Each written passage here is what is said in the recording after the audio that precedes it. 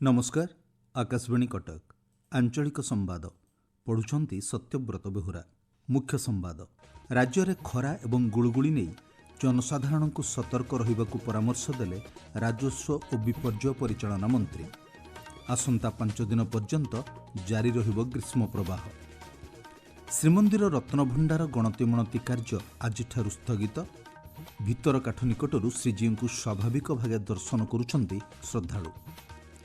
खाद्यर विषक्रिया जोगु सुंदरगढ़ जिला नुआडीही गाँवर 4 जनकर मृत्यु एवं जलवायु परिवर्तन प्रभाव जोगु केन्द्रापड़ा जिला गहिरमथा अंचल में चलित वर्ष अंडा दान न करी समुद्र को फेरिले ऑलिव रिडले। प्रबल ताती और गुळुगुळी नहीं जनसाधारण को सतर्क रहिबा लगी राजस्व और विपर्यय परिचालना मंत्री सुरेश पुजारी कहिसंती। विशेष भावे पूर्वाह्न 11टारू अपराह्न 3टा मध्यरे घरे रहिबा लगी श्री पुजारी कहिसंती। आवश्यक स्थले पानी और ओदा गामुछा सांगरे नेबा लगी से परामर्श दैछंती। अति जरूरी काम न पड़े घर बाहर ना। जो मैंने श्रमिक मैंने परामर्श दिखाई मालिक मान निर्देश दिखाई 11टारू 3टा पर्यंत कर्म क्षेत्र श्रमिक मानकर कर्म बंद पुणी 3टा पर आरंभ हो पारे। अति आवश्यक पड़े घर बाहर स्वच्छ पीवा पानी नहीं बाहरतु और मुंडे ओदा गामुछा नहीं बाहरतु। कला चषमा व्यवहार करने चेष्टा करूँ। बाट जाकर पीवा पानी व्यवस्था पीआर डिपार्टमेंट म्युनिसिपालिटी से अर्बन डिपार्टमेंट से कर माल परिवहन गाड़ी मान निर्देश दिखाई 11टारू 3टा भितर रास्ता माल परिवहन गाड़ी रहिबो नहीं। तेणु मोटामोटी परिस्थिति नियंत्रणाधीन अच्छी। 2 तारीख पर्यंत एभलिया अवस्था ओडिशार विभिन्न जगह हेबो। तेणु 2 तारीख पर्यंत सतर्क सूचना सारा राज्यवासी को दिया है। राज्य में आसंता 5 दिन पर्यंत ग्रीष्म प्रवाह जारी रहिबो बोली भारतीय पाणीपाग विभाग महानिर्देशक डॉक्टर मृत्युंजय महापात्र कहिसंती। दिन तापमात्रा कौनसी परिवर्तन घटिबो नाही। श्री महापात्र कहिसंती उपकूलवर्ती जिल्लागुड़िकरे तापमात्रा वृद्धि पाइबा सह अत्यधिक गुळुगुळी अनुभूत हेबो। तेबे ओडिशा को मौसुमी वायु छुईबा नहीं कौनसी पूर्वानुमान कराଯାଇ नाही बोली श्री महापात्र कहिसंती। सूचना अनुसार आज दिन 11:30 सुधा झारसुगुड़ा सर्वाधिक दिन तापमात्रा 41.2 डिग्री सेल्सियस रेकर्ड करा जायछि। संबलपुर में 40.8, हीराकुद में 40.4 और भुवनेश्वर में 36.4 डिग्री सेल्सियस तापमात्रा रेकर्ड करा जायछि। पुरी श्रीमंदिर रत्नभंडार गणतिमणति कार्य आजिठारु स्थगित रखा जायछि।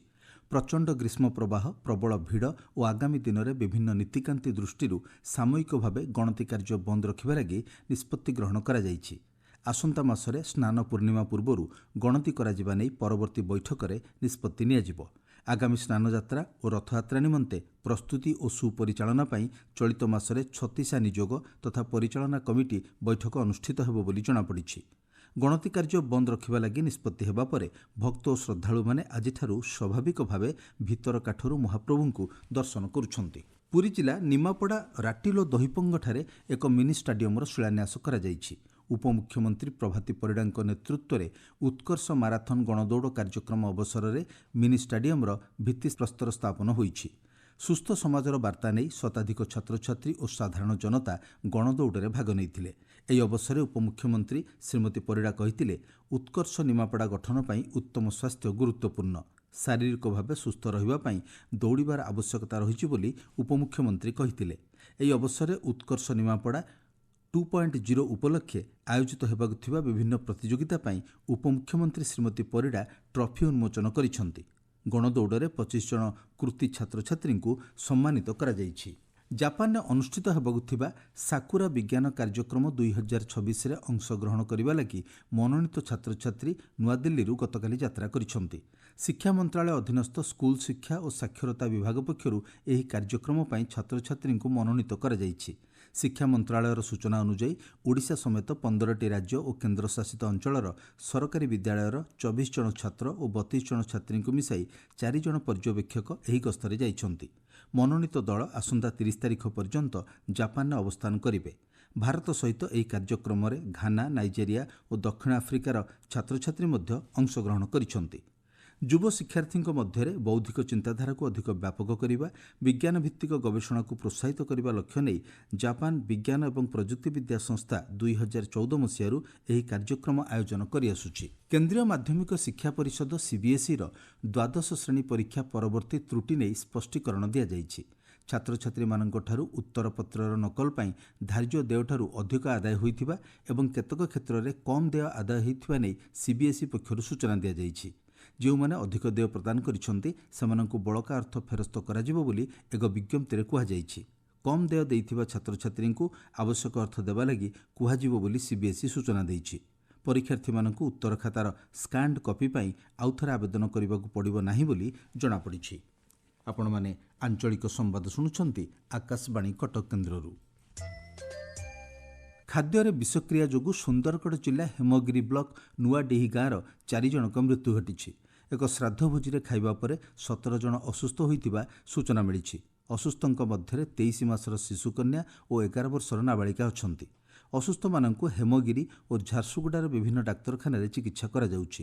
ସ୍ୱାସ୍ଥ୍ୟ ବିଭାଗ ଏବଂ ପୁଲିସ ପକ୍ଷରୁ ଘଟଣାର ଯାଞ୍ଚ କାର୍ଯ୍ୟ ଆରମ୍ଭ ହୋଇଥିବା ଆମ ସମ୍ବାଦଦାତା ଜଣାଇଛନ୍ତି। ବିଏଡ୍, ବିଏଚ୍ଏଡ୍ ହିନ୍ଦୀ ଏବଂ ଏମ୍ଏଡ୍ ପରୀକ୍ଷା କାର୍ଯ୍ୟସୂଚୀ ପ୍ରକାଶ ପାଇଛି। ଆସନ୍ତା 31 ତାରିଖରେ 2 ବର୍ଷିଆ ବିଏଡ୍ ପାଠ୍ୟକ୍ରମ ପାଇଁ ପ୍ରବେଶିକା ପରୀକ୍ଷା ଅନୁଷ୍ଠିତ ହେବାକୁ ଥିବାବେଳେ ଜୁନ୍ 3 ତାରିଖରେ ବିଏଚ୍ଏଡ୍ ଏବଂ ଏମ୍ଏଡ୍ ପାଠ୍ୟକ୍ରମ ପାଇଁ ପ୍ରବେଶିକା ପରୀକ୍ଷା ଅନୁଷ୍ଠିତ ହେବା ନେଇ ରାଜ୍ୟ କର୍ମଚାରୀ ଚୟନ ପ୍ରବରଣ ଆୟୋଗ ପକ୍ଷରୁ ସୂଚନା ମିଳିଛି। ମଇ ମାସ 31 ତାରିଖ ସକାଳ 10ଟାରୁ 12ଟା ପର୍ଯ୍ୟନ୍ତ ଗୋଟିଏ ସିଟିଂରେ ବିଏଡ୍ ପ୍ରବେଶିକା ପରୀକ୍ଷା ଅନୁଷ୍ଠିତ ହେବ। ଜୁନ୍ 3 ତାରିଖ ସକାଳ 10ଟାରୁ 12ଟା ପର୍ଯ୍ୟନ୍ତ ବିଏଚ୍ଏଡ୍ ଓ ଅପରାହ୍ନ 3ଟାରୁ 5ଟା ପର୍ଯ୍ୟନ୍ତ ଏମ୍ଏଡ୍ ପାଠ୍ୟକ୍ରମ ପାଇଁ ପ୍ରବେଶିକା ପରୀକ୍ଷା କରାଯିବ। ସମସ୍ତ ପ୍ରବେଶିକା ପରୀକ୍ଷା ପାଇଁ ଚଳିତ ମାସ 27 ତାରିଖ ଦିନ 11ଟା ପରଠାରୁ ରାଜ୍ୟ କର୍ମଚାରୀ ଚୟନ ପ୍ରବଣର ଆୟୋଗର ୱେବ୍ସାଇଟ୍ରୁ ଆଡ୍ମିଟ୍ କାର୍ଡ ଡାଉନଲୋଡ୍ କରାଯାଇପାରିବ। ସୂଚନା ଅନୁଯାୟୀ ଆସନ୍ତା ଜୁନ୍ 4 ତାରିଖରେ ପ୍ରବେଶିକା ପରୀକ୍ଷାର ଉତ୍ତରପତ୍ର ପ୍ରକାଶ ପାଇବ। ବିଶ୍ୱର ସର୍ବବୃହତ୍ ଅଣ୍ଡାଦାନ ସ୍ଥଳୀ ଭାବେ ପରିଚିତ କେନ୍ଦ୍ରାପଡ଼ା ଜିଲ୍ଲାର ଗହିରମଥା ଅଞ୍ଚଳରେ ଚଳିତ ବର୍ଷ ଅଲିଭ୍ ରିଲେ କଇଁଛ ଅଣ୍ଡାଦାନ ନ କରି ଫେରିଯାଇଥିବା ଜଣାପଡ଼ିଛି। ପ୍ରତ୍ୟେକ ବର୍ଷ flatbacks, loggerheads, green turtle, leatherbacks, hawksbill, Kemp's ridley ଓ ଅଲିଭ୍ ରିଲେ ପ୍ରଜାତିର କଇଁଛମାନେ ନିର୍ଦ୍ଦିଷ୍ଟ ସ୍ଥାନରେ ସମୂହ ଅଣ୍ଡାଦାନ କରୁଥିବା ବେଳେ ଅଲିଭ୍ ରିଲେ ପ୍ରଜାତି କଇଁଛ ବଙ୍ଗୋପସାଗରର ଓଡ଼ିଶା ତଟବର୍ତ୍ତୀ ଅଞ୍ଚଳକୁ ଅଣ୍ଡାଦାନ କରିବାକୁ ଆସିଥାନ୍ତି। ତେବେ ଚଳିତ ବର୍ଷ ଅଣ୍ଡାଦାନ ନ କରି ସମୁଦ୍ର ମଧ୍ୟକୁ ଫେରିଯିବା ଘଟଣା ବିସ୍ମୟ ସୃଷ୍ଟି କରିଛି। 2014 ମସିହାରେ ଏହିଭଳି ଘଟିଥିଲା। ଚଳିତ ବର୍ଷ ତାପମାତ୍ରା ଅତ୍ୟଧିକ ବୃଦ୍ଧି ଯୋଗୁଁ ଅଣ୍ଡାଦାନ ସମ୍ଭବ ହୋଇନଥିବା ଅନୁମାନ କରାଯାଉଛି। ପୂର୍ବରୁ 1982, 1988, 1997, 98, 2002 ଓ 2008ରେ ଅଲିଭ୍ ରିଲେ କଇଁଛ ଅଣ୍ଡାଦାନ ନ କରି ଫେରିଯାଇଥିଲେ। ଗତବର୍ଷ ଗହିରମଥାରେ 6 ଲକ୍ଷରୁ ଅଧିକ ଅଲିଭ୍ ରିଲେ କଇଁଛ ସମୂହ ଅଣ୍ଡାଦାନ କରିଥିଲେ। ବିଶ୍ୱପ୍ରସିଦ୍ଧ ପୁରୀ ରଥଯାତ୍ରା ପାଇଁ 3 ରଥର 21ଟି ଅଖ ନିର୍ମାଣ କାର୍ଯ୍ୟ ଶେଷ ହୋଇଛି। ପୂର୍ବରୁ 3 ରଥର 42ଟି ଚକ ନିର୍ମାଣ କାର୍ଯ୍ୟ ଶେଷ ହୋଇଥିଲା।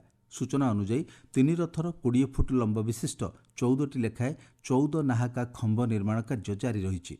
ବର୍ତ୍ତମାନ ସୁଦ୍ଧା ତାଳଧ୍ୱଜ ରଥର 8ଟି, ଦର୍ପ ଦଳନ ରଥର 9ଟି ଏବଂ ନନ୍ଦିଘୋଷ ରଥର 11ଟି 14 ନାହାକା ଚଉପଟ ପରେ ଅଷ୍ଟକୋଣି ଆଂଶ ମରାମତି କାର୍ଯ୍ୟ ଶେଷ ହୋଇଛି।